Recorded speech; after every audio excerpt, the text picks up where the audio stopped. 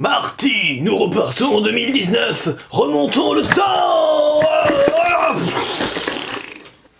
L'endimanché du ciné est prêt pour vous parler aujourd'hui de son classement des films de l'année 2019 sortis en France, puisque je préfère éviter de faire un classement top et flop, ce qui me semble très réducteur de cette année, 2019 encore une fois. Je ne vais pas procéder à des égalités de position entre certains films, ce que j'ai constaté auprès de certains confrères.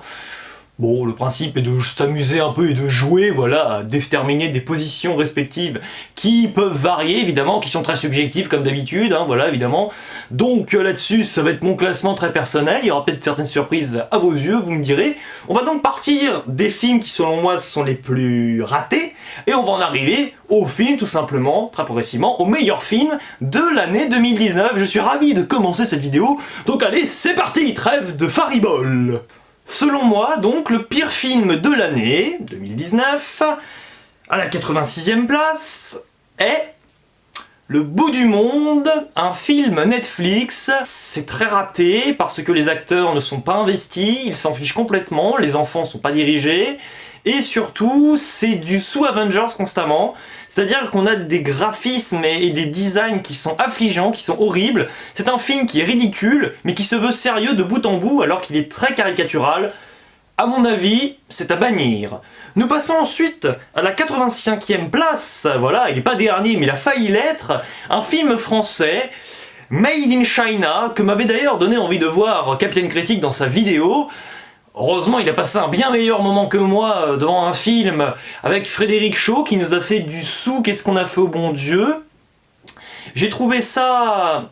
comment dire? C'était terrible parce que je pense que c'est le film qui a été le plus affligeant à suivre tout du long, parce qu'il souffre de problèmes de longueur, il est inintéressant, et malgré quelques petites idées de transition entre chaque scène et quelques encore une fois, recherches sonores, c'est très terne et c'est pas vraiment du cinéma.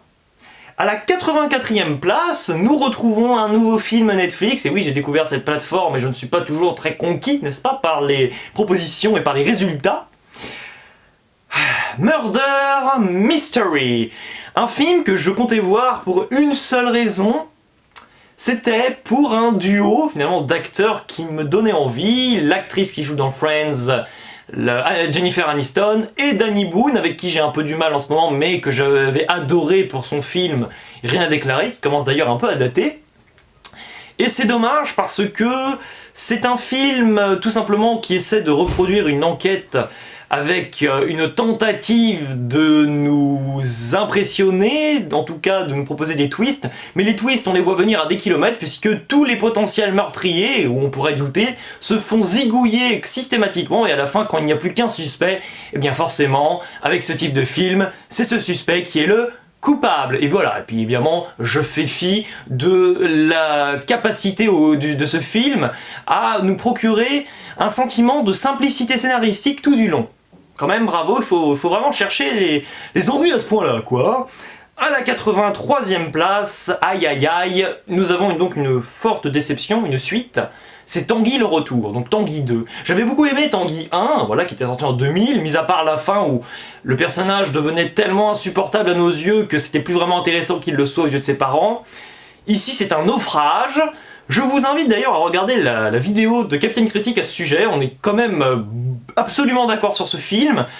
C'est le genre de film où vous laissez les acteurs se débrouiller dans une pièce pendant 1h30 et où vous leur demandez de reproduire exactement la même technique que le premier Tanguy qui avait bien plu, afin tout simplement de ne pas lancer le spectateur dans une zone un peu inconfortable qu'il ne connaîtrait pas, et donc à nous proposer une sorte de copie conforme du Tanguy 1, sauf que Tanguy 1 est bien plus novateur et bien plus réussi.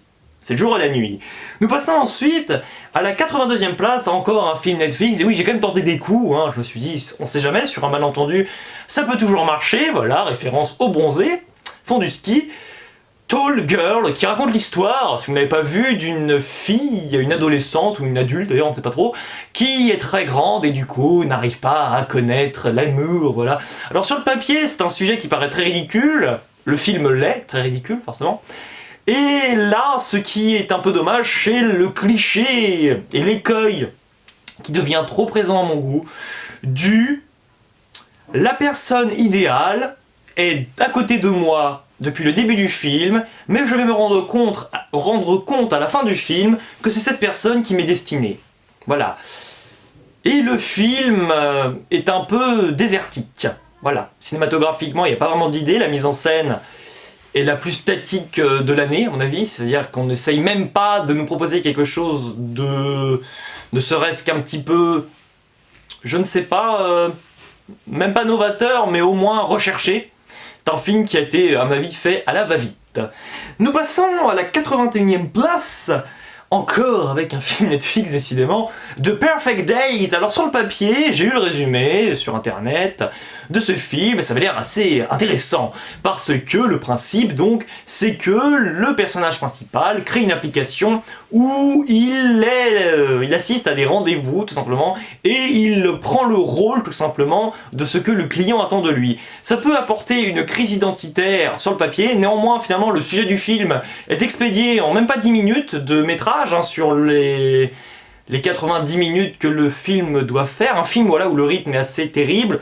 Et finalement, on s'attarde davantage sur des histoires, voilà, des amourettes qui n'ont ni queue ni tête, qui sortent de nulle part, voilà, où finalement tous les personnages semblent être un petit peu amoureux, mais c'est juste pour passer le temps.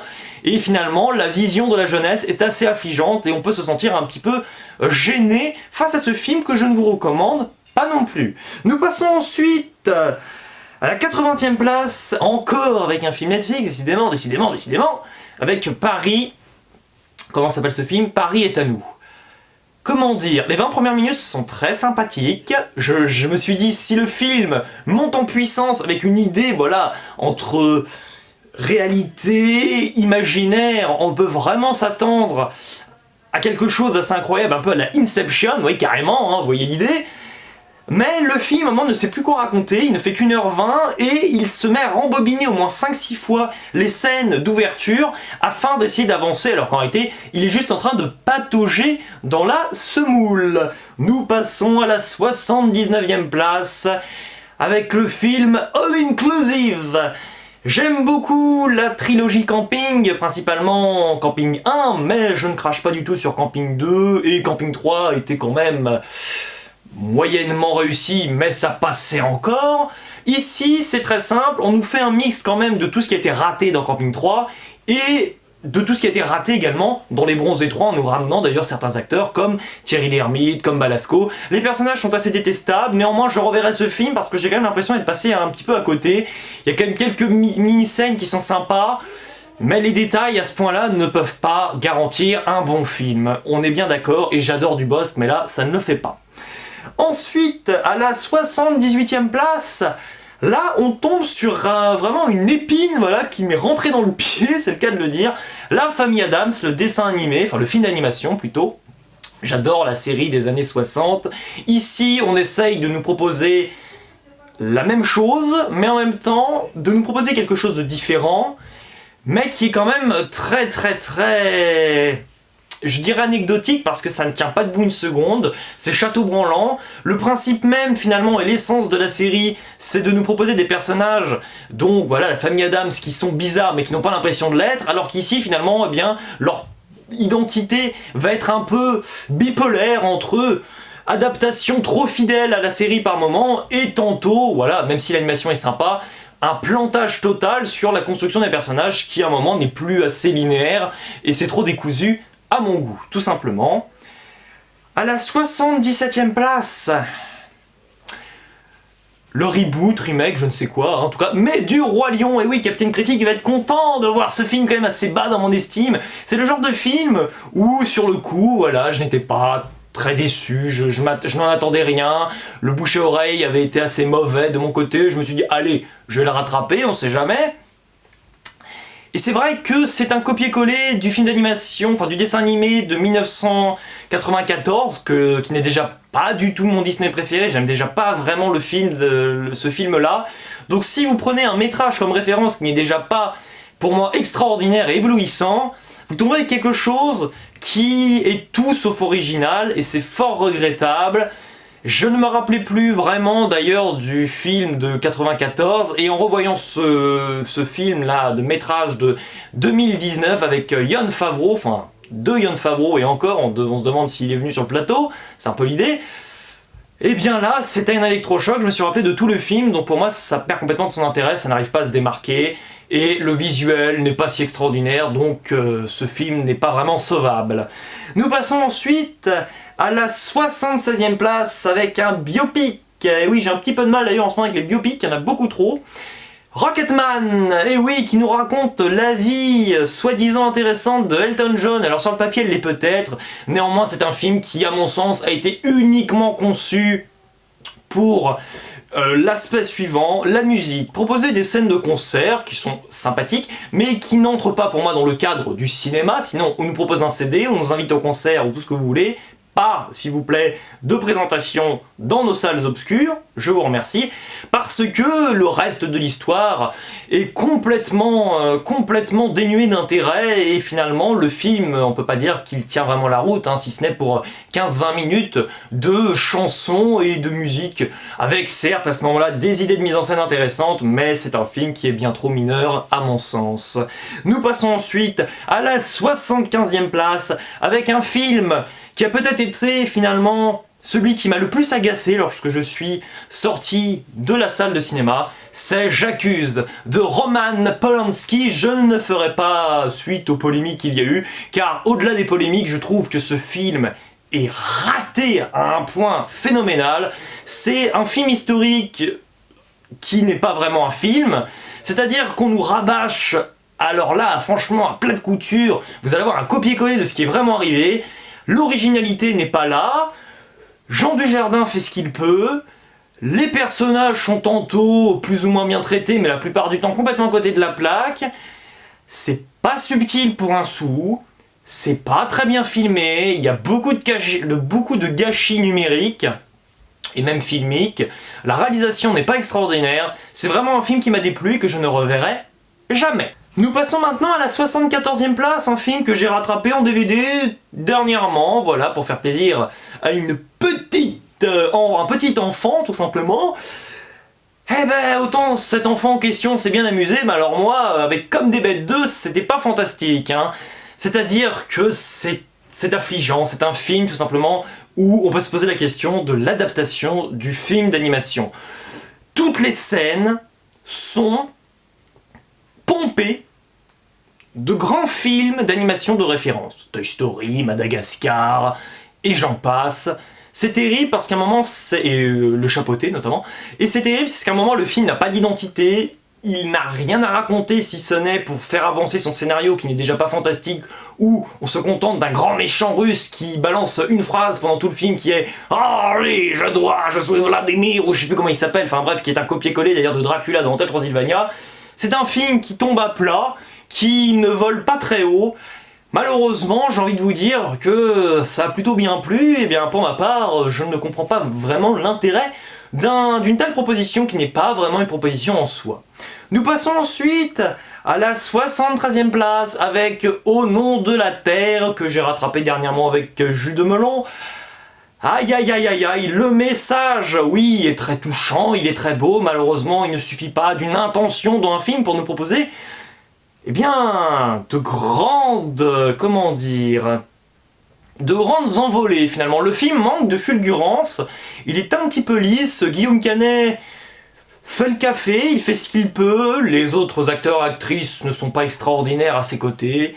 Néanmoins, c'est un film où l'incrustation, l'étiquette qui nous est proposée dans le générique de fin est davantage là pour nous émouvoir, mais ça sort complètement du film, donc le film en soi n'est pas du tout réussi à mon sens, ça fait trop documentaire. Maintenant, nous passons à la 72e place avec un film qui m'avait donné envie, encore une fois grâce à l'intervention en impro cinécritique de Jus de melon qui était Good Boys. Franchement, c'était pas folichon, j'ai beaucoup de problèmes avec les jeunes pousses qu'on voit derrière la caméra, enfin devant plutôt, savoir les enfants, j'ai souvent des problèmes là avec les enfants souvent qui jouent pas très bien. Là, c'est pas extraordinaire, les préjugés, les clichés sont de mise. Je ne me suis pas amusé, j'ai pas trouvé que c'était assez immature pour être vraiment dans une ambiance très adolescente, mais j'ai pas trouvé que c'était suffisamment mature pour nous proposer le regard d'un adulte, ou d'un jeune adulte au moins, sur l'adolescence, donc au final c'est un film qui ne sait pas quoi faire. On enchaîne avec une très grande déception. À la 71e place, nous retrouvons Yesterday. Yesterday, où Danny Boyle s'est un petit peu perdu. Je trouve que ce film est vraiment raté sur toute la ligne.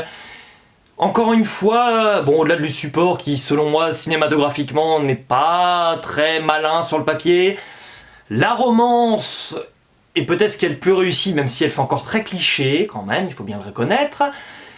Je n'apprécie pas cette atmosphère fantastique qui non seulement n'est jamais justifiée mais qui ne sert à rien, donc soit ça a une utilité, soit c'est pour essayer de transcender un film, mais ça n'est pas le cas, c'est un film où finalement même les obstacles qui sont posés face aux personnages ne tiennent pas debout une seconde puisqu'ils sont déconstruits tout seuls, sans même la moindre réflexion, la moindre perception du personnage qui n'évolue pas vraiment au final et qui se fiche complètement, qu'il a malgré lui, mais du coup ça devient un personnage très lisse et son aventure eh bien, peut être déterminée comme telle.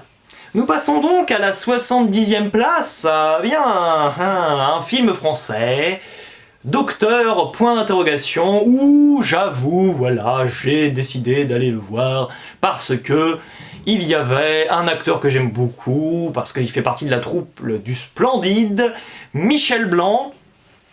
Eh ben dis donc, c'est pas qu'on passe un mauvais moment, c'est assez divertissant sur le coup, mais honnêtement, vous sortez de la salle, vous vous rendez déjà compte que le film, il est très lambda. Il est constamment très moyen sur toute la ligne.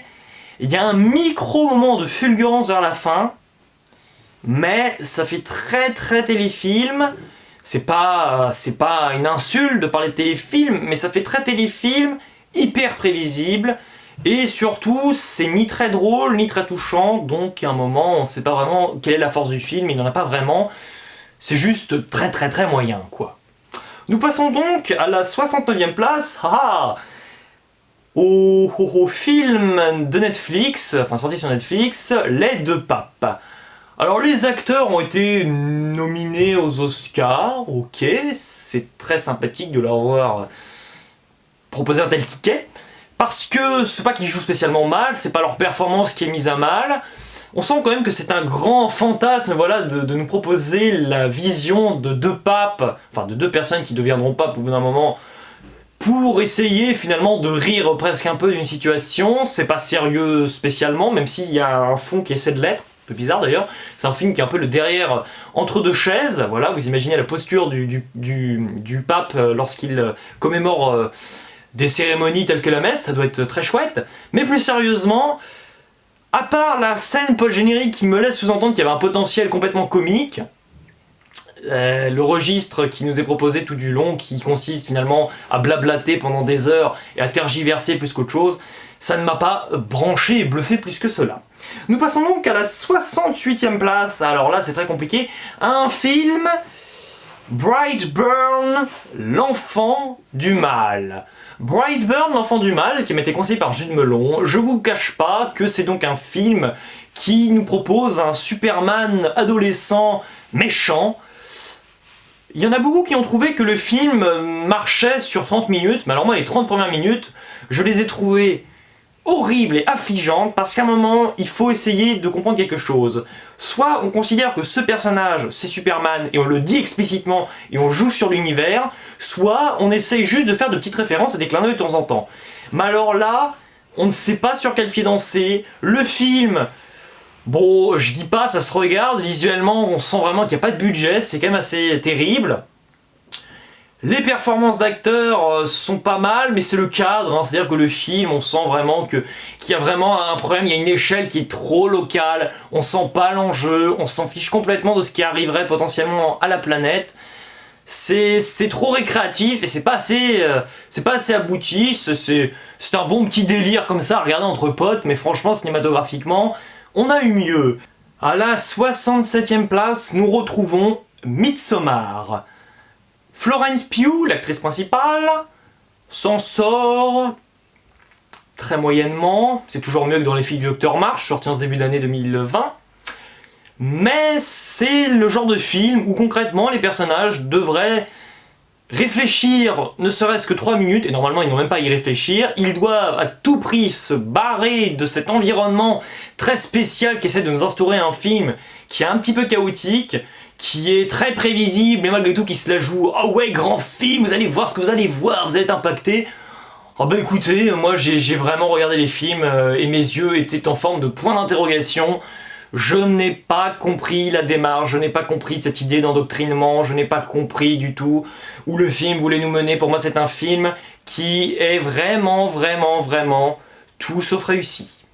À la 66e place, nous retrouvons La vie scolaire, un film français que j'avais bien aimé lorsque j'avais fini le visionnage au cinéma, mais avec du recul, ça décroît dans mon estime, parce que les acteurs, on sent qu'ils jouent. Déjà, alors quand vous avez ce genre d'impression et que vous vous en rendez compte, même avec du recul ou sur le coup, c'est un fait, ça déstabilise un petit peu, parce qu'on sent voilà, qu'il manque quelques pépites, tout simplement, pour proposer de réelles performances. C'est un film qui essaye d'amorcer plusieurs idées, qui en délaisse pas mal, et celles qu'elle conserve, eh bien en général, ces idées sont souvent un petit peu gâchées par un film qui se veut trop réducteur et qui se refuse finalement à une ampleur assez gigantesque. C'est dommage, je tenterai peut-être de le revoir. Je suis perdu dans mes notes. À la 65e place, nous retrouvons un film qui a été très apprécié. C'est forcément J'ai perdu mon corps. J'ai beaucoup apprécié la musique, la bande son est géniale, le film ne m'a pas impacté émotionnellement, j'ai surtout été affligé par de nombreux défauts largement évitables. C'est ça qui est un peu bête, c'est que le film pour moi se plante un peu sur toute la ligne et il aurait pu franchement se débarrasser de certains superflus. Mais je tenterai de le revoir parce qu'en général il a été assez fort et marquant pour grand nombre d'entre nous. Voilà, que ce soit cinéphile, que ce soit critique ciné, moi je suis dans cette deuxième catégorie plutôt, et grand public. Pour ma part, ça ne l'a pas vraiment emporté, ça m'a pas plu plus que ça, c'était pas raté, mais franchement par rapport à ce que le studio propose d'habitude d'un peu plus foufou, d'un petit peu plus comique, mais en tout cas, pas forcément, là je demandais pas quelque chose de très comique, mais au moins ici, quelque chose qui soit peut-être un peu plus assumé, peut-être un petit peu plus honnête par moment, parce qu'on sent des fois que c'est un peu trop calibré, j'aurais peut-être davantage apprécié. Le producteur Marc de Pontavis, d'habitude flaire bien les films, voilà, où moi je l'apprécie, mais là c'est pas vraiment le cas. Ensuite, nous arrivons à la 64e place avec un autre film, non pas Midsommar, je l'ai déjà dit, mais Ad Astra. Ad Astra, donc réalisé par James Gray, alors forcément, moi je suis embêté, parce que, enfin non, pas embêté du tout d'ailleurs, parce que, voilà, il a été apprécié par grand nombre d'entre nous, Peggy, Artopolis, Jude Melon, super. Ah ben moi non, c'est-à-dire que je trouve le film narrativement extrêmement, non pas maladroit, mais alors franchement, qu'est-ce qu'il est mollasson ce film, c'est fantastiquement incroyable. Et je ne parle pas du rythme, hein, c'est pas une histoire qui a un rythme lent ou qui soit trop rapide, je ne sais quoi. Mais on sent que c'est un film qui n'est pas abouti, que ce soit visuellement, thématiquement, c'est vraiment quelque chose d'assez incroyable. C'est-à-dire que il essaye de tenter un tour de force qui, pour ma part, ne m'impressionne pas vraiment, parce que je suis un petit peu saisi, moi, parce que je trouve le film trop facile, mais beaucoup trop facile. Ensuite, nous passons à la 63e place, avec Chanson douce, où nous retrouvons donc Karine Viard, une actrice que j'apprécie, même si je ne connais pas énormément sa filmographie, qui, malheureusement, essaie de se la jouer un peu Joker.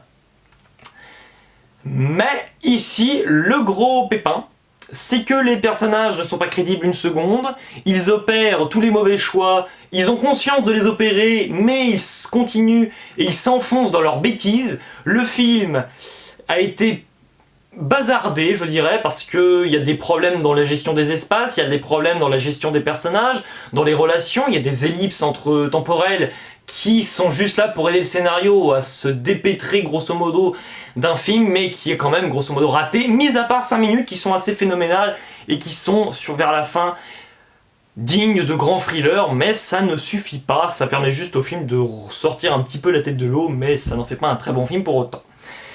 Ensuite, nous passons à la 62e place avec Jumanji Next Level.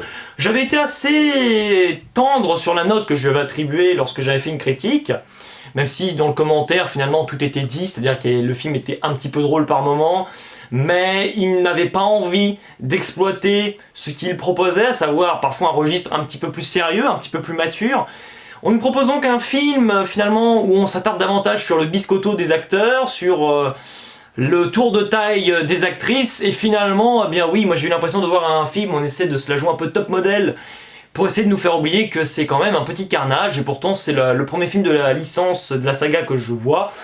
Ça me donne malgré tout envie de voir les suivants, parce qu'il y a un bon esprit, un petit peu à la Zombieland, qui est un petit peu accrochant, mais qui ne suffit ici pas non plus pour me faire bondir de mon siège. Je passe maintenant bien, à la 61e place, alors là mon padawan au cinéma va râler, parce que c'est l'un de ses films préférés de l'année 2019, c'est Dragon 3, Le Monde Caché, ou Un Monde Caché. Je n'aime pas Dragon 1, je trouvais que Dragon 2 était visuellement assez extraordinaire, et je reviendrai dessus un jour dans des vidéos pour en parler. Mais ce Dragon 3 est le symptôme typique d'une fin de saga qui essaye uniquement d'émouvoir sur ce qui a déjà été proposé et construit préalablement dans les autres films. Il se repose beaucoup trop sur les lauriers de ses prédécesseurs. Les menaces sont ridicules, les simplicités sont monstrueuses, l'humour est un petit peu idiot. Et il n'y a pas vraiment de qualité que j'attribue au film, si ce n'est visuellement, voilà, quelques petites idées sur la couleur, sur les contrastes, mais c'est uniquement esthétique et ça ne dépasse pas ce statut, malheureusement. J'ai versé ma larme, mais j'ai versé ma larme parce que le film a tout fichu en l'air à un moment dans son scénario et dans sa conception pour m'y conduire. Et ça manque d'honnêteté, donc même si j'ai été ému et que l'émotion est très importante au cinéma, je sens que c'est trop artificiel. Et quand je dis que j'ai été ému, voilà, j'ai versé ma larme, mais j'ai pas non plus craqué émotionnellement à un point phénoménal, au point de pleurer, quoi. Bon, voilà. Nous passons maintenant à la 60e place, à la fameuse Invasion des ours en Sicile, réalisée par Lorenzo Mattotti, film finalement que j'ai découvert avec Jude Melon et également mon cher confrère Baptiste des SOS, Batman le virtuose maintenant, qui a lancé sa chaîne. Et franchement, sur le coup, j'avais trouvé ça sympa, mais c'est vrai qu'avec du recul, moi qui suis en licence d'histoire, j'ai trouvé que finalement cet aspect mythologique est presque un petit peu socialement et historiquement intéressant, n'est pas vraiment élaboré, on se concentre davantage sur un humour qui est très mal maîtrisé. Donc oui, j'avais bien apprécié sur le coup, mais maintenant, je reconnais quand même que ce n'est quand même pas un film qui est si inédit que cela, et qui est si indispensable. Voilà, c'est un film vraiment, je dirais pas lambda, il a une petite touche d'originalité, mais bon, même sur sa menace et les conflits qu'il engendre, c'est trop gentillet.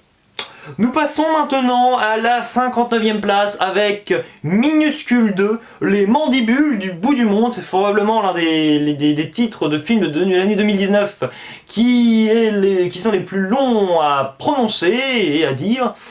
C'est un film qui m'a été conseillé à nouveau par Jude Melon. Je n'ai pas apprécié parce que, principalement, ce qui m'a déplu, notamment sur la fin du métrage, c'est qu'à un moment, j'arrive plus à distinguer certains personnages.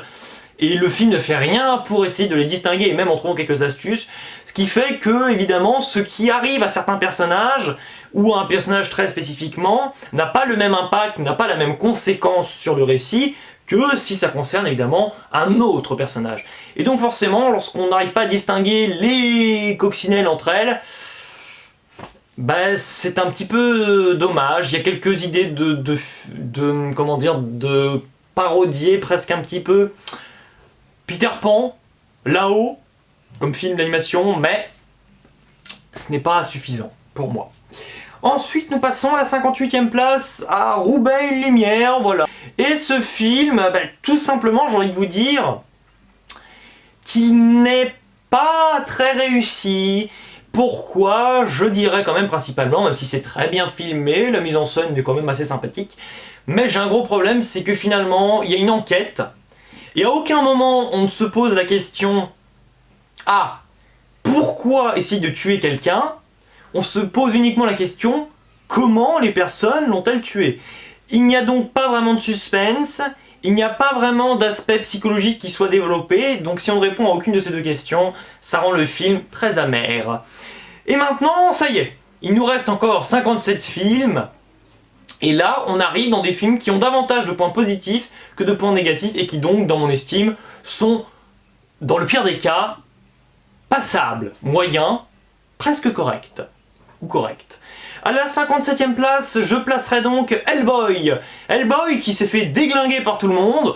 Bah écoutez, moi j'ai envie de vous dire que si vous voulez voir un film, voilà, un petit peu nanar, un petit peu raté visuellement, on sent que le budget n'est pas vraiment là, mais qu'on essaye de nous créer une atmosphère où le spectateur se sent un peu dérangé parce que ce que nous voyons et ce qui touche les personnages physiquement est assez choquant et dur à voir, c'est quand même assez inédit je trouve, hein, certaines idées de plans, de combats, alors oui c'est un petit peu bourratif en termes de baston, mais franchement vous avez envie de vous marrer un bon coup, vous avez envie finalement d'être dans la continuité mais vous ne le savez pas trop des films de Del Toro, eh bien allez-y, tentez le coup, c'est bourré de défauts, mais finalement c'est un film qui parvient à dépasser ses défauts pour être un bon divertissement. Certes c'est très brouillon, certes c'est un petit peu long à la fin, ça devient un petit peu lourd, on s'ennuie un peu.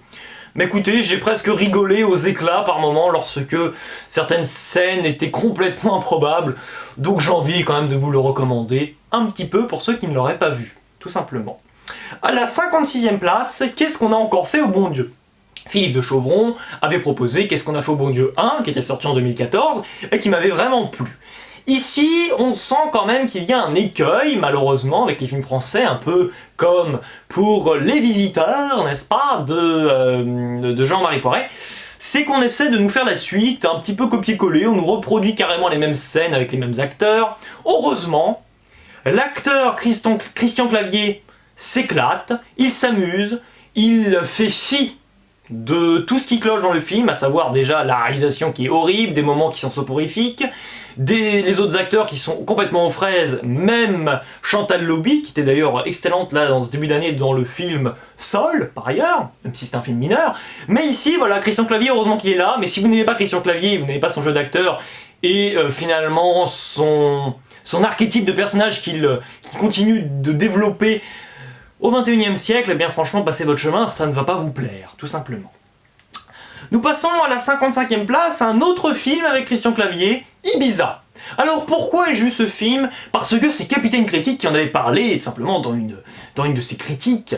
Et franchement, il a tellement été négatif sur le film, enfin, il a trouvé que c'était tellement nul, que ça m'a donné envie de tenter le coup. Et franchement, bah oui, j'ai passé un bon moment. Encore une fois, Christian Clavier, hein, comme pour Qu'est-ce qu'on a encore fait au bon Dieu, on s'appuie beaucoup trop sur lui, c'est-à-dire que le film a du mal à exister, il n'existerait pas sans Clavier. Sans Clavier, vous le remplacez par un autre acteur, ce serait un petit peu cuit, on va dire, la qualité ne serait pas au rendez-vous. Néanmoins, franchement, voilà, on passe un bon moment, disons que c'est un peu un plaisir coupable, c'est-à-dire qu'il n'y a pas vraiment de qualité, ce film, mais il n'est pas non plus raté, j'ai trouvé que c'était assez divertissant. En même temps, c'est aussi un petit peu drôle parce que, voilà, on a aussi Mathilde Seigné qui, je trouve, qui colle vraiment bien avec Christian Clavier. On sent que tous les acteurs et tout le film se met au service de cet acteur génial. Donc pour l'effort, c'est sympa, c'est pas mal, à voir. Nous passons ensuite à la 54e place avec Ralph 2.0. Je n'ai pas vu le premier film, qui devait s'appeler Les Mains de Ralph, peut-être. Alors, c'est pas mal. J'ai bien aimé cet aspect parodique un peu de Disney, voilà, qui est en train de faire passer toutes ces princesses pour des imbéciles, mais en même temps, évidemment, Disney en profite pour faire un peu sa promo, c'est intelligent. Il y a tout un aspect sur internet, sur les réseaux qui me touche, c'est-à-dire, voilà, quand même faire attention certaines fois, voilà, peut-être aux commentaires de YouTube, parfois, qui partent un peu en cacahuète, pas dans mes vidéos, je vous rassure, hein. Soyez sans crainte, mais finalement, voilà, tout ce qui aurait pu être un petit peu percé ne l'est pas tant que cela. Visuellement c'est sympa, mais c'est trop éculé, c'est un petit peu niais presque, c'est dommage, mais c'est pas mal. Nous passons ensuite à la 53e place, à un film qui est passé inaperçu, Le Dindon, tout simplement, avec, j'allais dire Philippe Catherine, non, avec Danny Boone, Danny Boone, bah écoutez, franchement, c'est l'un des meilleurs films dans lesquels je vois depuis un petit moment, parce que j'avais pas du tout aimé Red Dingue, j'avais pas du tout aimé La Petite Famille, c'était affligeant, c'était horrible. Mais ici, j'ai presque envie de vous conseiller, enfin c'est pas que j'ai presque envie, j'ai envie de vous le conseiller ce film, parce que ça fonctionne sur un aspect très théâtral, sur la gestion des espaces qui est plutôt intéressante, même si les acteurs, surtout Alice Paul, sont pas toujours vraiment là, quoi. Ils sont un petit peu absents, par moments on sent quand même dans leur regard des fois qu'ils n'y croient pas. Mais c'est quand même, si vous avez envie de rire un petit peu, sans que voilà, ce film soit pour autant très révolutionnaire, tentez ce film. À la 52e place, nous passons donc à The Lighthouse. Je l'ai découvert avec Nico Ciné, Jeu de Melon et Cinémagique. C'était un film qui avait vraiment créé un consensus quand on en avait parlé sur la chaîne de Jeu de Melon d'ailleurs.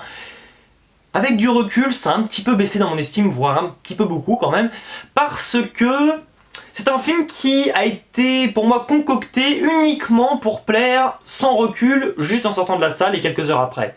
Mais les acteurs prennent trop le pas sur un réalisateur qui essaye d'être révolutionnaire dans ses idées, mais qui finalement, je trouve, propose un petit peu trop. C'est un peu trop démonstratif. Des fois, on comprend plus vraiment le sens, à se demander s'il y en a un. Par moments, ça devient un petit peu gavant, presque, c'est dommage. Mais pour les acteurs, William Dafoe principalement, parce que je suis pas extrêmement fan quand même de la performance de Robert Pattinson, qu'on reverra bientôt dans Batman, j'ai envie de vous dire, essayez, mais franchement, c'est quand même... c'est un film qui est un peu prétentieux, qui se la joue un peu grand film, chef-d'œuvresque potentiellement, mais qui m'a pas marqué des masses, tout simplement. Mais évidemment, si vous demandez à Artopolis, lui vous dira que c'est un chef-d'œuvre, donc c'est un film qui divise. C'est bien. Un film qui divise, ça veut dire que c'est un film qui prend des risques, en général, c'est bien. Ensuite, nous passons à la 51e place. Alors, nous passons à Playmobil le film que j'ai rattrapé, parce que tout le monde l'a un peu dégagé, donc moi j'ai envie de comprendre pourquoi. C'est vrai qu'en voyant les bandes annonces, on sent le fameux plagiat de la grande aventure Lego. C'est en même temps pas complètement faux. Mais j'ai quand même envie de vous conseiller de le voir, parce que c'est un film, déjà que j'ai vu en VF, et en VF, franchement, j'adore les acteurs, donc ça aide à créer une dynamique avec le film quand même, c'est vrai, je l'avoue.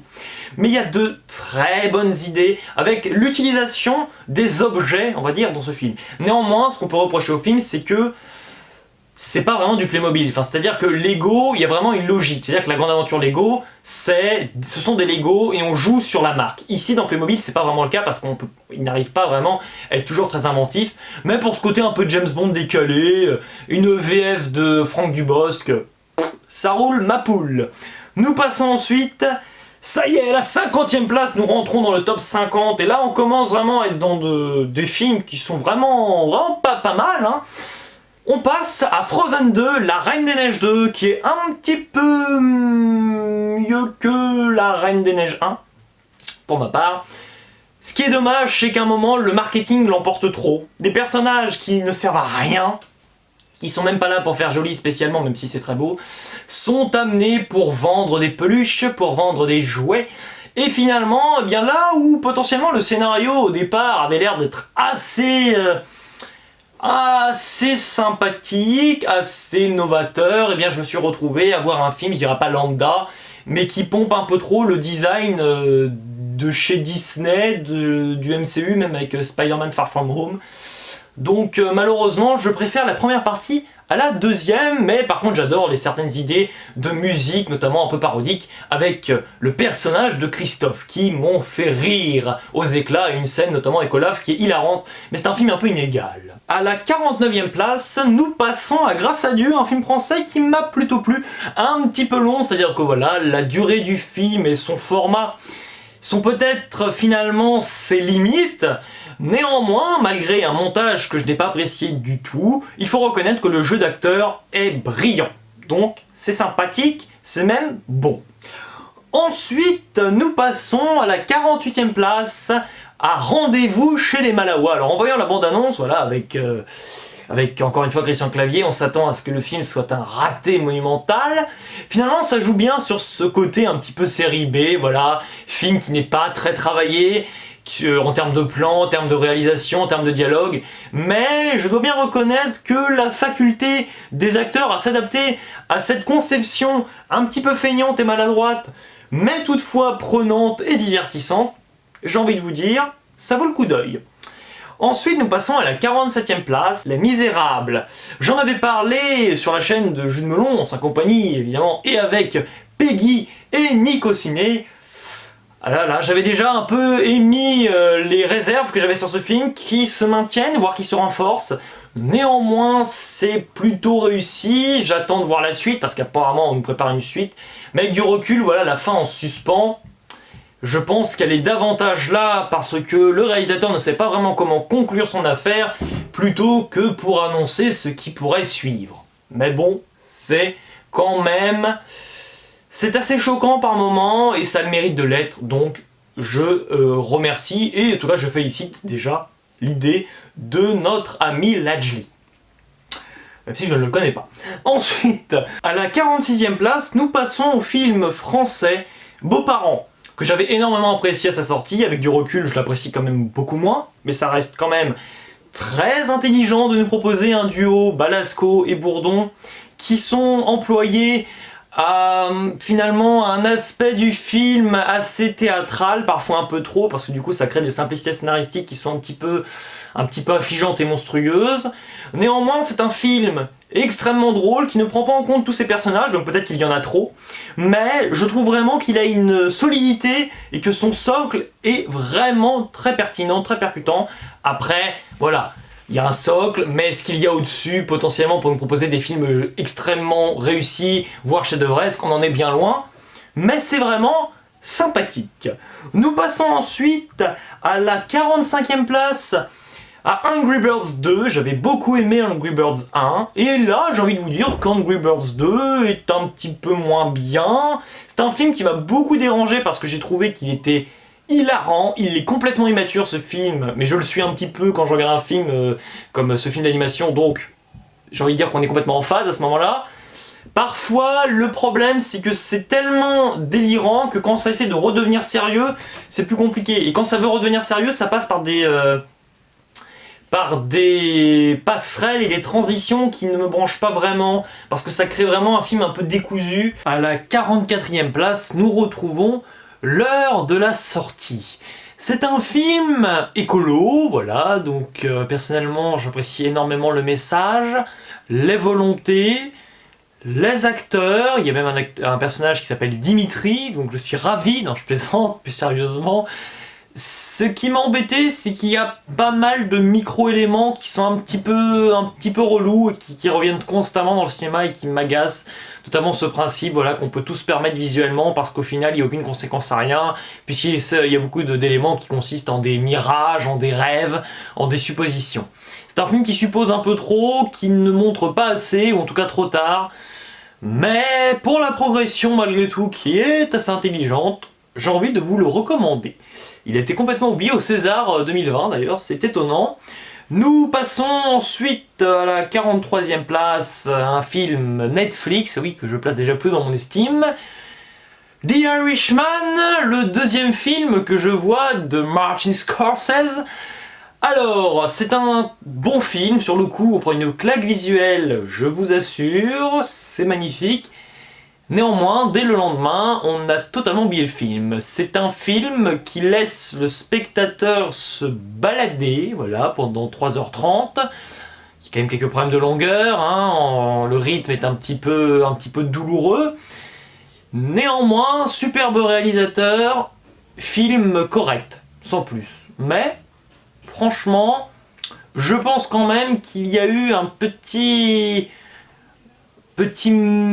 enfermement, on va dire, ou encadrement plutôt, avec Martin Scorsese par rapport à la plateforme Netflix. Voilà, on sent qu'il n'arrive pas quand même à s'exprimer complètement, enfin j'ai vraiment senti une restriction.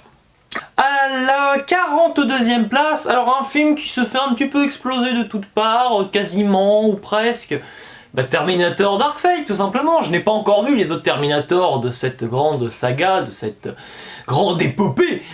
Écoutez, j'ai envie de vous dire quand même quelque chose, moi je trouve que c'est un bon film, visuellement il est très réussi, il est un petit peu too much à force, hein, ça devient un petit peu cassage de figure sur la fin.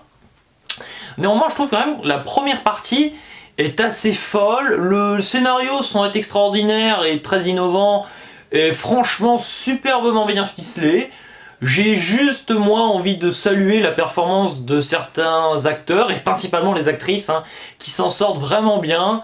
Ça fait un peu Venom en termes de design, en termes d'effets visuels, donc moi j'aime beaucoup le style de des films de Ruben Fleischer. Donc j'achète tout simplement, je le reverrai avec grand plaisir. C'est l'un des meilleurs divertissements purs, hein, voilà, de l'année, parce que c'est vrai que faut pas les réfléchir trop loin après, quoi. Hein. Bon. Ensuite, nous passons à la 41e place et nous arrivons encore à parler de Netflix, incroyable. Et bien cette fois-ci, nous allons parler de Marriage Story. J'adore Adam Driver dans ce film, il est extraordinaire, c'est l'un des meilleurs acteurs de sa génération, c'est l'un des plus doués, c'est l'un des plus géniaux. Mais il y a le reste. Pour moi, le film ne tient pas debout une seconde, on n'arrive pas à s'attacher au personnage de Scarlett Johansson, qui joue parfois un peu mal et qui en devient presque un peu insupportable à force. Laura Dern, qui est un personnage, bon, sur le papier, qui est très important, je dis pas, hein, dans la société, de nos jours, super. Mais ça sort tellement de nulle part, c'est vraiment à apporter sur un plateau, mais... Voilà, on se demande qui est le serveur et qui est le destinataire et dans quelle chambre il faut livrer le plat, quoi. C'est vraiment l'idée. C'est un film où j'ai vraiment eu du mal à comprendre le message. L'enfant qui devrait être l'enjeu du film, à savoir que ses parents s'entre-déchirent, est un légume, voilà. Il n'a aucune réflexion, il se pose pas vraiment de questions, il a l'air d'être content de la situation, alors ok. Mais il n'y a aucune conséquence parfois des parents qui sont un peu tarés, enfin qui sont pas tarés, mais qui agissent très mal, il n'y a aucune conséquence sur lui directement, bon... Bon, heureusement qu'il y a Adam Driver, parce que sinon c'est pas un bon film. Hein. Ensuite, nous passons à la 40e place, et oui, un très bon film. Un bon film, hein, un peu prévisible malheureusement, mais Nicky Larson, et oui, le parfum de Cupidon. J'avais pas envie de le voir au début, je me suis laissé tenter, ça m'a fait rire parce qu'il y a vraiment une construction, voilà, d'un univers, voilà, une adaptation, voilà, je connais pas l'univers de base, hein, là, le matériau d'origine, mais c'est vraiment très drôle de constater, voilà, que dans la France, un peu, enfin, c'est pas, non, d'ailleurs, on sait pas vraiment où on est, c'est ça qui est drôle, c'est que géographiquement, je trouve qu'on est un peu paumé, c'est aussi très marrant, mais les gags sont vraiment très généreux, sont très sympathiques, bon, après, voilà, encore une fois, l'intrigue n'est pas extraordinairement folle, mais j'ai envie de recommander ce film, même si vers la fin, ça s'effondre un peu, parce que vraiment un côté volonté de surprendre, mais en même temps on n'est pas très surpris, donc bon, c'était pas vraiment dispensable. C'est un film qui je dirais pas qu'il se la pète, mais qui se complique un peu l'existence, alors qu'il aurait pu être bien meilleur en étant plus simple. Mais, vraiment bien. À la 39e place, nous arrivons donc à Music of My Life, qui est probablement l'un des films qui me plaît le plus sur cet aspect musical qui s'en dégage de ces derniers mois. Parce que c'est donc une comédie musicale qui multiplie les clips qui sont artistiquement intelligents, qui scénaristiquement permettent à l'intrigue de poursuivre son avancée, qui permet au personnage de naître et renaître, que ce soit dans une sphère musicale, mais également dans une sphère sociale, peut-être un peu plus intimiste. C'est un feel-good movie qui a quelques petites ficelles du genre, mais qui honnêtement fait un bien fou et ça vous donne, je pense, en tout cas c'était mon cas, ça vous donnera, si vous le regardez, la banane. Même si évidemment, hein, pendant le film c'est parfois un peu dépressif, mais la finalité est très soulageante quand même, j'ai trouvé en tout cas. À la 38e place, nous arrivons à mon film Netflix préféré de l'année 2019, Klaus, qui traite donc de la tradition et de la magie de Noël. Fait assez remarquable, le film peut nous procurer une double clé et interprétation de lecture, c'est-à-dire qu'il y a vraiment un aspect qui est un peu plus peut-être pour les grands, qui est un peu plus mature. À l'autre côté, il y a un esprit très enfantin, très Disney dans l'idée, avec un petit design très... je trouve qui sonne très DreamWorks pour le coup. Donc ça fait un bon mix, je trouve, de plusieurs grands studios de production. Donc j'ai envie de saluer cet alliage très intelligent et cette complexité, cette volonté de se casser la tête pour nous proposer un film d'animation tout public, ce qui n'est pas gagné sur le papier. À la 37e place, nous retrouvons Alice et le maire. Ce film a été obtenu finalement un César avec la meilleure actrice, donc Anaïs de Moustier, qui est vraiment étincelante, il faut bien le reconnaître, hein, j'aime bien utiliser cette expression, et là je la sors à nouveau, avec Fabrice Lucchini, qui consiste en un duo assez touchant. En même temps, c'est assez marrant de constater que dans plein d'autres films, on serait tombé dans le problème du « Ah, évidemment, c'est un garçon, c'est une fille, donc il faut qu'ils tombent amoureux, il faut créer une histoire d'amour. » Non, il y a vraiment une complicité très amicale, qui est presque un petit peu trop simpliste pour la politique, mais le message qui est derrière est assez beau. Et je trouve, franchement, politiquement, il arrive vraiment à s'inscrire dans notre temps. C'est vraiment un film qui essaye d'être un petit peu daté, mais en même temps il paraît très visionnaire sur l'idée, donc je vous le recommande chaudement. Nous passons ensuite à la 36e place à un film à la photographie exceptionnelle, Portrait de la jeune fille en feu. Le film est un tableau à lui tout seul, c'est-à-dire que les plans et les scènes qui sont parfois peut-être un peu choquantes pour les yeux des petits enfants, n'est-ce pas? Oui, parce qu'il y a vraiment, voilà, c'est-à-dire que le film se met à nu et les actrices n'hésitent pas à en faire de même. Voilà, il donne tout ce qu'il peut, il est assez fantastique. Il a un petit peu du mal, je pense, à jouer sur la temporalité, sur les époques. C'est ce que je lui reproche, historiquement il est un petit peu en galère, mais le principal et l'essentiel est ailleurs. La performance des actrices, la complicité, et honnêtement, je trouve que ce film est atypique. Et ça me plaît finalement d'avoir envie d'ailleurs plus tard de revoir un tel film qui est très spécial et qui est à part tout simplement. À la 35e place, Séduis-moi si tu peux, une comédie américaine, un feel-good movie qui m'a absolument plu. Il y a beaucoup de problèmes dans ce film, notamment avec la vulgarisation de la politique qui est un petit peu trop appuyée à mon goût. Néanmoins, on prend une essence féministe, on prend une essence comique, on fusionne les deux et on renverse certains préjugés, certains travers dans les comédies un peu romantiques. Et donc franchement, c'est très rafraîchissant, c'est un petit peu neuf, ça fait vraiment du bien, c'est assez intelligemment, on va dire, mené. Peut-être pas avec la mise en scène qui accompagne vraiment le récit, mais le réalisateur, on va dire, propose sa vision de son pays, voilà, les États-Unis. Donc, on accepte ou on n'accepte pas l'idée, là n'est pas la question, mais en tout cas, on peut saluer le geste, et c'est vraiment un très bon film. Là, on rentre dans le domaine, là, dans le champ des très bons films, à partir déjà de ce film. Nous passons ensuite à la 34e place, au film français Thalasso.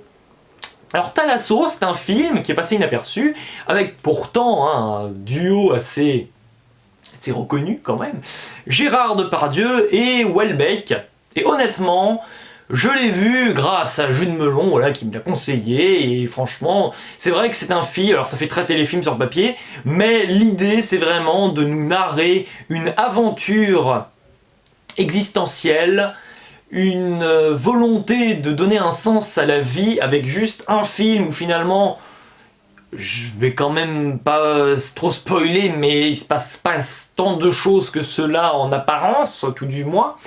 Et franchement, c'est une belle expérience, c'est le genre de film où vous êtes immergé, vous vous aspergez finalement d'un spray un petit peu, voilà, poétique, artistique, et en même temps où la réflexion est de mise, donc j'ai envie de saluer la bonne idée de ce métrage. À la 33e place, nous retrouvons La Mule, le film de Clint Eastwood, qui a d'ailleurs été le premier film que j'ai vu en cette année 2019.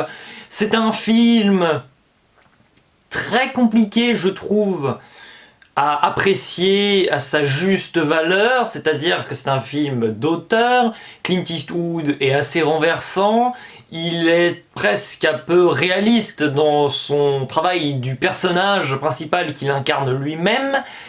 Il y a beaucoup trop de simplicité et de facilité dans le récit, notamment sur sa fin, le personnage de Bradley Cooper, le policier, qui n'est pas extraordinaire.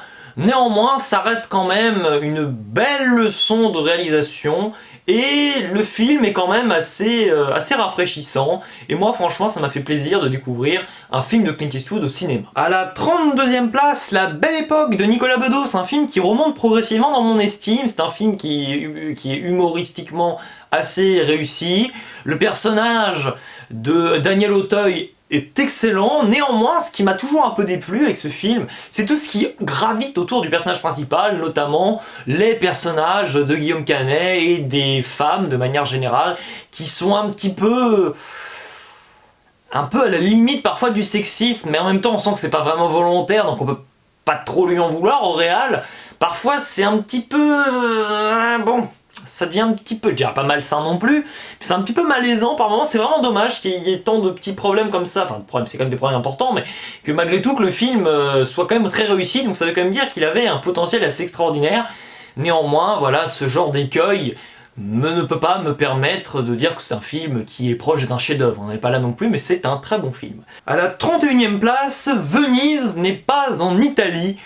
Tout simplement, l'acteur Benoît Poelvoorde a été lâché en pleine forêt, il fait son show, il a carte blanche, le film existe car lui est génial, tout ce qui l'entoure, plus ou moins réussi, mais pour le show, pour la performance d'acteur qui envahit un film, qui devient très agréable et qui se reverra très facilement, j'ai envie de vous le recommander. Parce qu'en général, il n'a pas tant marché que ça, je crois, ce film, au cinéma. Ça y est, nous rentrons dans le top 30, et là, nous sommes dans les films qui sont, à minima, excellents.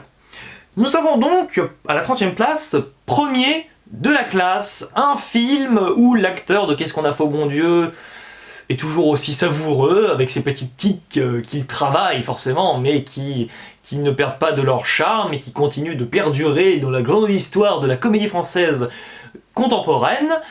Michel Larocque est toujours aussi sincère dans ses rôles et c'est assez magnifique. Et au-delà des acteurs, voilà, parce qu'il y en a d'autres que je ne cite pas, qui sont pas toujours très excellents, mais ça m'a rappelé un peu, voilà, Le Petit Nicolas 1 qui était sorti en 2019 de Laurent Tirard. Et donc, franchement, réussir à me rappeler l'intelligence d'un tel métrage, c'est quand même fort, il faut le saluer. Donc, à voir. À la 29e place, La Favorite, avec une actrice que j'adore et que je continue d'adorer ici et qui est l'une de mes actrices préférées, Emma Stone, qui transcende le métrage, qui l'habite de bout en bout. Peut-être un peu trop sous-exploité, même si les autres actrices et acteurs sont quand même assez... ils sont assez brillants également, hein, quand même. Néanmoins, j'ai quelques petits problèmes par moment de rythme, mais c'est vraiment très mineur, ça reste quand même du très bon cinéma, et ça, je peux dire que c'est un métrage qui transpire une volonté historique, mais surtout cinématographique, et ça fait plaisir à voir pour les yeux, c'est une régalade. Nous passons ensuite à la 28e place, La Grande Aventure Lego 2. Dans la continuité de La Grande Aventure Lego 1, voilà, sans essayer d'être pareil, au contraire, il essaie vraiment de s'en démarquer, mais pour moi il a les mêmes qualités et les mêmes défauts. Donc ça reste d'excellents films qui sont un petit peu rythmés par moments, un petit peu trop, voilà, tout simplement. Il y a certains détails qui nous échappent, bon, c'est pour qu'on les revoie, mais parfois il faut savoir un petit peu mieux se poser. Le film a parfois un peu du mal à se cadrer, mais il a des propositions, notamment musicales, mais même scénaristiques, qui sont assez réjouissantes et voilà, presque un peu jouissives, hein, il faut bien le dire. Nous passons donc à la 27e place, attention, voilà, un film très artisanal, Ne coupez pas, un métrage splendide qui est franchement fantastique dans le sens quand même où il y a une double voire triple lecture, c'est-à-dire que vous avez l'impression de visionner un film dans un film dans un film dans un film, enfin, vous avez l'impression que la chaîne est complètement infinie, qu'elle est complètement imbrisable. Donc quand on arrive à rentrer dans une sorte de complexité filmique tout en étant très agréablement surpris et ne pas être perdu pour autant, et bien franchement, voilà, mis à part bon, un ventre mou qui est un petit peu dommage, j'ai envie de dire, voilà, de 15-20 minutes, franchement, c'est presque génial, mais bon, il y a ces fameux problèmes parfois de films qui essaient d'en rajouter un petit peu pour essayer de bomber et de durer 1h30, mais c'était pas nécessaire ici, ça reste très bon, et c'est même excellent, vous l'avez compris. Nous passons ensuite à la 26e place, Green Book, le deuxième film que j'ai vu en 2019. C'est un film qui me plaît beaucoup. Feel good movie qui a toutes ses qualités, mais qui a aussi pas mal de ses défauts quand même. C'est-à-dire que des fois, c'est paradoxal, mais autant le sujet du racisme, de la différence, de l'amitié naissante, ce sont des thèmes et des thématiques qui sont peut-être un peu classiques, mais qui fonctionnent. Ici, c'est peut-être le côté un peu traité parfois du racisme, un petit peu trop académique presque. Ça fait très film à Oscar, bon en même temps, hein, il a eu un Oscar. Mais bon, voilà, ça reste très bien. Néanmoins, ce qui est un peu embêtant avec ce genre de film, c'est que je trouve qu'on peut pas vraiment les discuter, quoi. C'est-à-dire que c'est difficile de critiquer ce genre de film, un peu comme La Voix de la Justice d'ailleurs, qui est sorti chez nous en 2020, par exemple. Mais c'est quand même très bon. Notamment, maintenant, nous arrivons avec un film français à la 25e place, Le Mystère Henri Pic. Un film que je n'avais pas prévu à la base, mais c'est Zoltan qui m'a donné envie de m'y intéresser. Et honnêtement, j'ai envie de dire que Lucchini est toujours aussi parfait. Voilà, c'est la perfection ce type, c'est-à-dire qu'il joue merveilleusement bien, et je l'en remercie, c'est assez fantastique. D'ailleurs, il était complètement oublié au César 2020, bon, super, hein, c'est pas très grave, hein, en même temps, mieux vaut aimer un film que courir après des récompenses. Mais ce film ici, c'est même pas descriptible, tellement je trouve que la trame est belle. Elle a des défauts, certes, c'était pas un film parfait, c'est parfois un petit peu trop téléfilmique, bon, mais quand même, le tout est vraiment très savoureux et je vous le recommande fortement. Nous passons ensuite à la 24e place avec Le Mans 66. Alors voilà, le réalisateur de Logan qui continue de me plaire, c'est-à-dire que dès que je vois un film maintenant de lui, eh bien sans considérer que c'est un chef-d'œuvre, je le place toujours tout simplement à une estime très importante. Je ne suis pas fan d'automobile, comme la plupart des personnes qui ont aimé ce film d'ailleurs, donc tant mieux.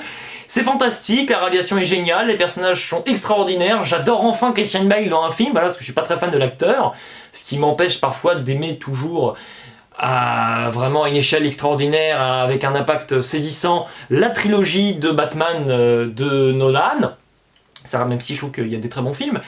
Et par contre, bon voilà le personnage de sa femme qui est un petit peu girouette, qui n'arrive pas vraiment bien à gérer, mais c'est très secondaire, ça reste un film qui m'a rappelé finalement presque un peu Cars 3, mais en plus réussi quand même. Hein. Maintenant, nous passons à la 23e place, avec un film d'animation très beau que m'a recommandé Jude Melon à nouveau, Monsieur Link ou Mr Link, je ne sais plus, mais voilà, avec la VF d'ailleurs de Thierry Lhermitte, que j'ai adoré.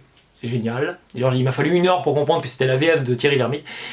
Le parcours est quand même assez classique, mais ce qui est très rafraîchissant, c'est qu'il y a une menace dans ce film d'animation, mais c'est pas une... Enfin, il y a une menace frontale, je dis pas. Mais le film, disons qu'il promet beaucoup par des potentielles menaces qui pourraient vraiment être accrues. Finalement, on se contente de ce qu'on a depuis le début en termes de rivalité, de clivage, mais ça n'est pas caricatural pour autant, et ça transpire encore une fois une très belle sincérité, et c'est vraiment une très belle animation, donc franchement, le Golden Globes est bien mérité pour le meilleur film d'animation, même si, on y reviendra, il y a un film qui à mon avis le surclasse largement, même si déjà vous avez remarqué que ce film est très haut dans mon classement.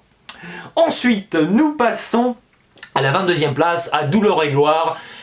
Franchement, Antonio Banderas, bravo, merci, un chapeauté oblige. C'est un acteur qui permet de rehausser peut-être un film qui pêche un petit peu, je trouve, sur ces histoires de flashback, de tout vouloir un petit peu trop expliquer par moment, peut-être des personnages un petit peu doublons, mais la performance est là et le type est phénoménal. La mise en scène permet d'économiser des dialogues, et pourtant les dialogues, quand ils ont lieu, sont toujours efficaces, sont toujours utiles, sont toujours très pertinents.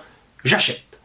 Nous passons ensuite à la 21e place, Parasite. Alors oui, je ne le place pas plus haut dans mon classement, mais c'est déjà très bien, hein. Voilà, c'est un très bon film. Voilà, je ne le considère pas comme un chef-d'œuvre, c'est pas pour moi non plus le meilleur film de l'année. Je pense pas qu'il mérite spécialement l'Oscar d'ailleurs, même loin, s'en faut. De meilleur film 2020, c'est pas grave, hein, je suis quand même content pour lui parce que je l'aime beaucoup. C'est un film qui m'a beaucoup plu, quand même beaucoup, je pense que ça m'a vraiment explosé la figure, une magnifique pépite, une belle surprise. La fin m'a insupporté parce qu'une fois voilà, qu'il y a des scènes voilà, de coups de couteau, on va dire ça comme ça, sans trop spoiler, je trouve que ça devient un peu gnangnan, ça devient très feignant, les 20 dernières minutes m'ont vraiment sorti du délire, c'est fort dommage, mais ça reste quand même un très bon film où les acteurs m'ont vraiment marqué et ça me donne envie de découvrir des nouveaux films à culture un peu plus asiatique que je ne maîtrise pas du tout encore, donc merci Parasite pour cette ouverture d'esprit, tu gères. mais il y en a quand même 20 qui ont mieux géré que toi, selon moi, cette année, enfin en 2019. 20e place pour un film décrié, Convoi exceptionnel. Alors non seulement le succès critique a été désastreux, mais c'est vrai que le succès commercial n'a pas été de mise. Franchement, j'étais ravi de retrouver Gérard Depardieu et Christian Clavier, Bertrand Blier qui nous propose un film vraiment très improvisé, très théâtral, très court, en même temps très intense. Ce film m'a donné m'a donné une idée même de scénario que je pourrais peut-être élaborer un jour. C'est un film de cinéma qui donne envie de faire du cinéma. Donc oui, il y a des problèmes, peut-être de rythme, peut-être que le film, même s'il ne dure pas très longtemps, il est encore un peu trop long. La scène finale, qui est une improvisation, est particulièrement brillante, et franchement, on pourrait même s'imaginer voir dans le rôle de commissaire qu'on lui connaît, ou de flic, eh bien Bernard Blier, le père de Bertrand Blier, débarquer à la fin, limite comme un gag. Évidemment, le père de Bertrand Blier étant décédé, ce n'est pas possible, mais il y a vraiment une atmosphère de son père que l'on retrouve ici, presque vers la fin. C'est vraiment touchant comme film, je l'adore, j'étais très ému, et franchement, il y a de merveilleux caméos et des monologues excellents. Nous passons donc à la 19e place, encore un film français, tiens. Eh bien oui, toute ressemblance, c'est un film avec Franck Dubosc qui m'a beaucoup plu. Voilà, là où évidemment je suis resté complètement un petit peu sur le carreau, vous l'avez compris, avec All Inclusive, mais heureusement j'ai remarqué quand même que Franck Dubosc, en général, parvient toujours, ces derniers temps, à réussir à participer à un très bon film, lors d'une année, donc c'est celui-ci. Je l'adore, il y a des passages chef-d'œuvresques, il y a des petits défauts que l'on retrouve systématiquement quand même avec Franck Dubosc, mais Franck Dubosc reste un acteur que j'aime beaucoup, il a sa troupe habituelle, on le sent, il est présent, là au rendez-vous, le réalisateur aussi, le propos est très surprenant et bien plus mature qu'il n'y paraît, donc bravo à vous. À la 18e place, Le Dain. Ce film sera parvenu à me faire enfin apprécier le jeu d'acteur de Jean Dujardin, ce qui n'était vraiment pas chose aisée et simple sur le papier, avec une petite musique de Joe Dassin pour couronner une ambiance complètement délurée, complètement improbable. C'est un film qui mélange un peu de tous les genres, c'est un film ovni, et c'est l'un des meilleurs de cette année 2019, et je remercie ce réalisateur, ce grand réalisateur Quentin Dupieux. Grandiose, grandiose. Bon, alors grandiose, mais il y en a quand même 17 qui sont encore devant. 17e place, Joyeuse retraite. Un film qui se fait un petit peu exploser, un petit peu dégager, voilà, il a une très mauvaise réputation, alors que les personnes que je connais l'apprécient plus ou moins. Je trouve que c'est vraiment un excellent film, très émouvant, voilà, je pensais vraiment pas verser ma larme en allant voir ce film, honnêtement. Un film pourtant générationnel qui a attiré les personnes plus âgées dans la salle. J'étais le plus jeune et j'ai été conquis par un duo formidable, Michel Larocque et Thierry Lhermitte, que j'ai trouvé beau, je sais même pas, c'est vraiment un film qui m'a marqué. Pourtant, sur le papier, il a tout pour être assez simple, il l'est d'ailleurs, assez classique. C'est une comédie française un petit peu à l'ancienne et ça m'a vraiment fait du bien. J'étais vraiment content et c'est pour moi une belle réussite. Il y a même une petite référence à un moment à la famille Bélier, c'est tellement astucieux, c'est tellement mignon, c'est un film très chou, quoi, voilà. Donc j'étais conquis. Nous passons maintenant à la 16e place, Tim Burton, Dumbo. Et je n'ai pas dit Dumbo de Tim Burton parce que ce film, en réalité, c'est du Tim Burton pur jus. Son atmosphère, les couleurs, la mise en scène, c'est extraordinaire. C'est mon réalisateur préféré, ça je ne l'ai jamais caché. Et je connais en plus ou moins sa filmographie, il me reste encore plein à découvrir. Mais il a montré que là où en prenant Jon Favreau pour Le Roi Lion, et bien quand vous prenez par contre un type qui a un minimum d'idées, vous pouvez réaliser de grands films Disney, même si je ne suis pas, attention, très fan de cette idée quand même, rappelez-vous, je vous précise, de cette idée de proposer des live-action de Disney. Et je crois qu'il n'y a que Tim Burton qui pourra me les faire apprécier, j'ai envie de dire, et quelques autres réalisateurs, mais ça va se concentrer sur lui. Même Dumbo est super bien fait, je trouve que les effets spéciaux sont vraiment bien fichus. C'est pas révolutionnaire non plus sur les effets spéciaux, attention, sur la réalisation ça l'est totalement, c'est extraordinaire, c'est peut-être l'une des meilleures réalisations de cette année 2019, à n'en pas douter. Franchement, bravo Tim. Nous passons maintenant au top 15, attention ça se corse, avec un nouveau réalisateur très réputé, très renommé. Attention Serge Banzai, tiens-toi prêt, 15e place pour Once Upon a Time in Hollywood, le premier film de Tarantino que j'aurais découvert et donc aussi au cinéma. J'en ai pas encore vu depuis, mais bon, dans cette période de confinement, je ne vais pas sûrement me priver pour en découvrir d'autres, de toute façon, c'était prévu au programme. C'est un film qui souffre de longueur, certes, mais qui est constitué et composé d'un casting brillant, et pour moi c'est un film génial. C'est-à-dire que là où on peut dire que certains biopics maintenant ne sont pas assez originaux, là, dans l'idée c'est un peu ça, mais ça retourne complètement l'histoire.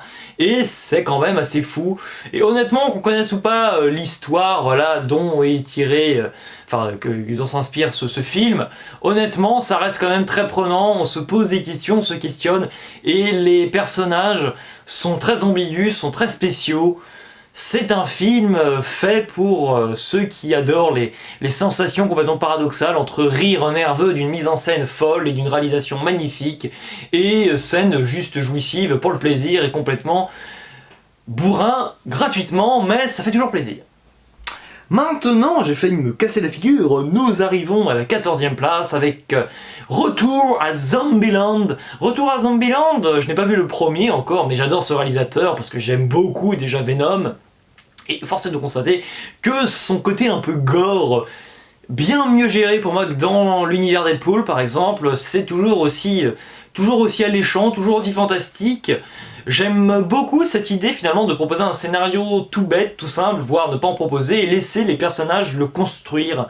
C'est une démarche psychologique, presque sur des personnages qui en apparence sont complètement dénués d'intérêt, qui me transcende totalement. J'ai été vraiment pris. L'univers est fantastique et la scène post-générique couronne vraiment un film. L'un des films les plus drôles de l'année, quoi. Franchement, il n'y a pas photo.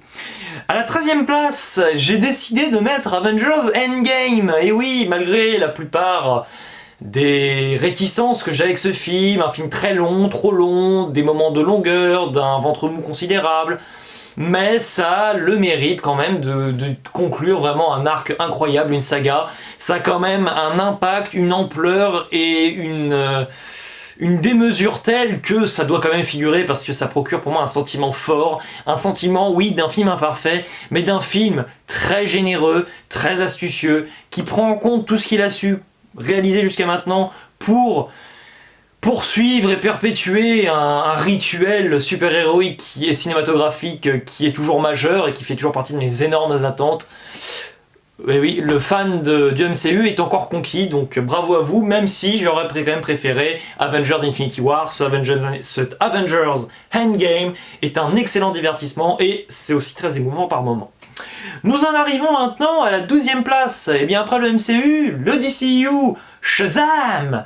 Shazam, oui, avec ma prononciation incroyable, qui est un petite inspiration par moment dans l'univers un peu d'Harry Potter, dans cet univers un peu fantastique, qui est bien plus crédible, à mon sens. Le délire total, complet, ultime, c'est vraiment la force de ce film qui m'aura réconcilié avec le DCU. J'en parlerai un jour dans une vidéo plus poussée, parce que même les acteurs, les enfants, ou les adolescents, sont quand même assez forts, sont assez impactants. J'attends la suite au tournant. À la 11e place, je remets mon écharpe, Star Wars 9, l'ascension de Skywalker. Alors là, vous êtes en train de vous dire, oh, l'endimanché du ciné a tourné sa veste, parce qu'il était un petit peu réticent avec ce film lors de son premier visionnage. Mais je l'ai revu. Et oui, je l'ai revu 3 fois au cinéma. Et franchement, plus je le revois, et plus les défauts énormes, en tout cas, que je considérais comme tels lors du premier visionnage, ça me nuise, et les qualités indéniables de la grande saga et de la force que seul Star Wars parvient à nous proposer, eh bien, tout est revenu. La nostalgie est là, certes, mais en même temps, les qualités indéniables sont aussi présentes, et pour moi, avec le 7 et 8, c'est tout simplement, j'ai envie de vous dire que c'est la trilogie Star Wars la plus réussie à mon sens, même devant la première et l'originale, et la prélogie étant hors catégorie, complètement au fond du trou, c'est réglé. Mais je parlerai donc de Star Wars 9 dans une vidéo travaillée très prochainement, non, mais dans quelques mois sur ma chaîne, donc tenez-vous prêts, je vous expliquerai plus précisément mon retournement de situation. Et non, ce n'est pas un chèque en bois de Disney ou de Mickey qui aura changé cela. Attention, on entre dans le top 10, c'est pour, avant de commencer le top 10, vous permettez, j'ai un petit peu soif, parce que c'est pas facile de tourner pendant quasiment 2 heures. J'exagère, 1h30. Pardon. Bon, alors, oui, je suis un peu fatigué. À la 10e place, nous retrouvons Roxane. Un film français qui m'a conquis, qui n'a pas suffisamment marché à mon sens au box-office, mais tant pis. Je vous en parle ici, il faut absolument le voir. C'est un film avec Guillaume de Tonquédec où il est bouleversant, le film est très beau, que ce soit esthétiquement et même dans le message, très politique, hein. On y adhère pas, en même temps le film fait tout pour qu'on y adhère, vous direz. Et j'ai envie de vous dire que je trouve que dans un contexte voilà, où des débats agricoles font rage, c'est un film qui a vraiment sa place et j'ai presque envie de dire, j'espère en tout cas qu'il est même un petit peu visionnaire et j'en suis même persuadé, voilà, par rapport au Nom de la Terre qui traite un peu du même sujet.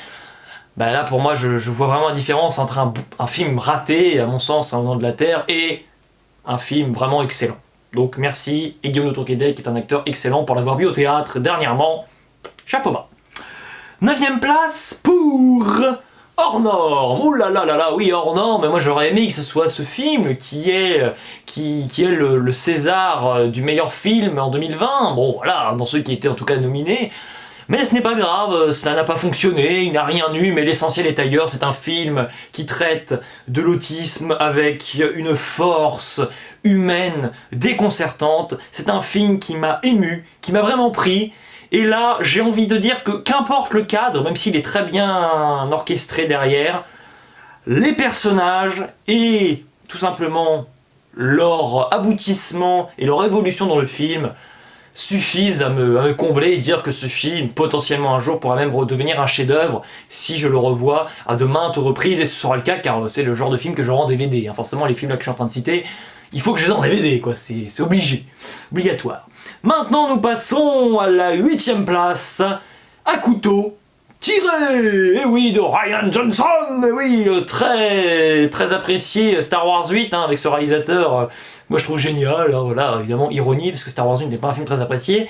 Je trouve que ce réalisateur, il applique à nouveau la technique Star Wars 8, des retournements de situation à la chaîne, on sait qu'il va y en avoir, et c'est là qu'on l'attend en tournant, et il arrive quand même malgré tout à nous surprendre, voire à remettre en cause des éléments qui, en réalité, nous laissent supposer, évidemment qu'on sait qui est le coupable, qui est l'innocent, qui est quoi, en gros, mais malgré tout, on arrive finalement à être complètement perdu par ce film. Attention, perdu dans la volonté de nous savoir, qu'en tant que détective apprenti, n'est-ce pas, dans la salle de cinéma, savoir, eh bien, mieux comprendre le film. Mais Rian Johnson montre très clairement à l'écran sa proposition et son film d'auteur, donc merci Rian Johnson.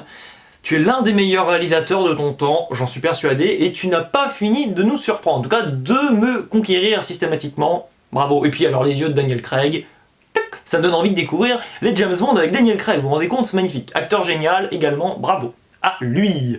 Et maintenant, à la 7e place, Captain Marvel, un film que j'adore, qui n'est pas tant apprécié que cela, c'est très étonnant, mais c'est un film donc, qui traite à la fois du super-héroïsme, mais finalement ce registre est placé au second degré, et vraiment au second plan plutôt, alors que le féminisme nous est proposé, une quête qui en soi n'est pas forcément super-héroïque. Du coup c'est drôle parce que pour un film du MCU qui essaie de se renouveler, parce que pour moi c'est vraiment le film du renouveau du MCU, encore une fois c'est assez fou.